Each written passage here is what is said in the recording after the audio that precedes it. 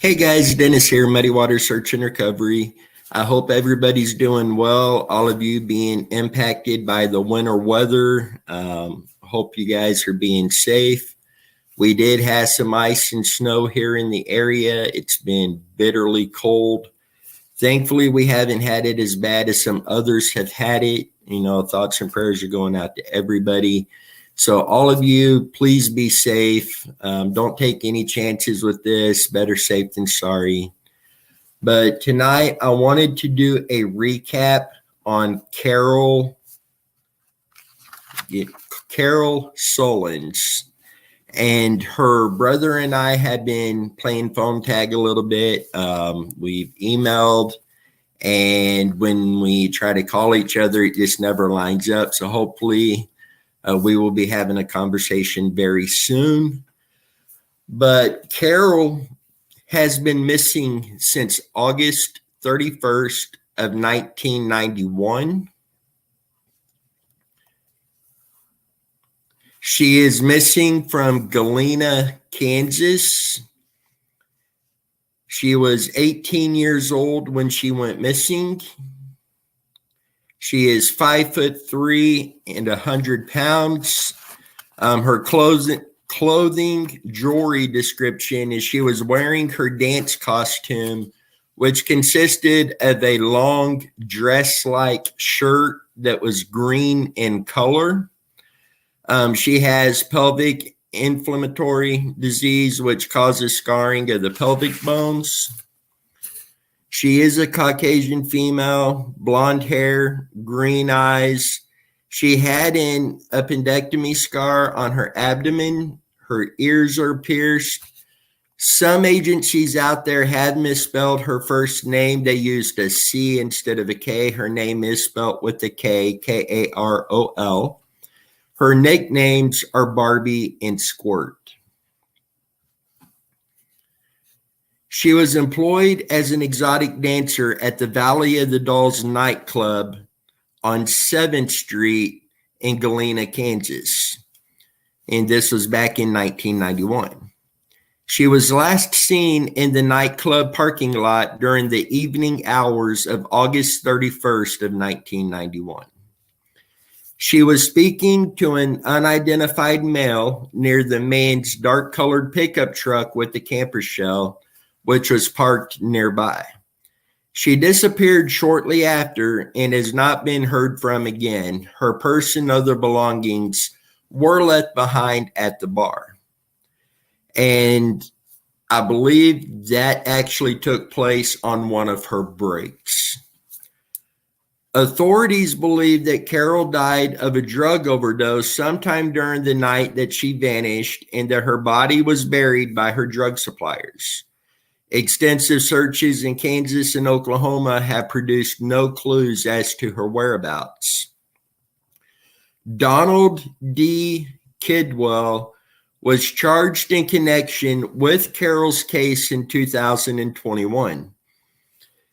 His arrest warrant stated that he unintentionally caused her death, but that Donald acted recklessly. He was charged with aggravated battery in Karol's case. He cooperated with the authorities in regards to their case against him. In 2002, he reached a plea agreement with prosecutors and pleaded guilty to battery and obstruction of official duty.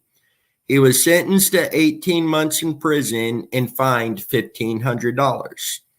He told the courts that he did not sexually assault Karol and did not mean to cause her death, but he admitted that he was responsible.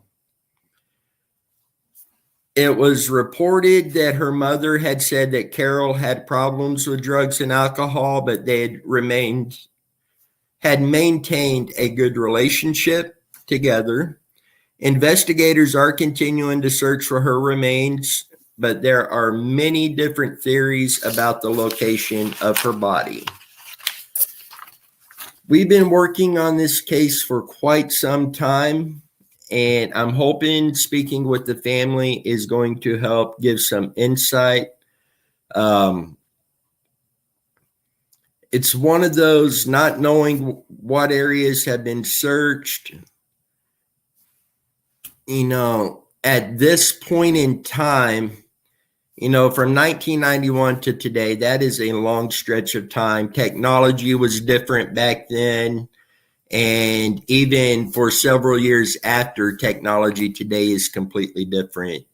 So those areas will likely need to be searched again. And again, that's something I would like to find out from the family is how far back were the latest searches and what areas those were in, what methods were used, what equipment was used.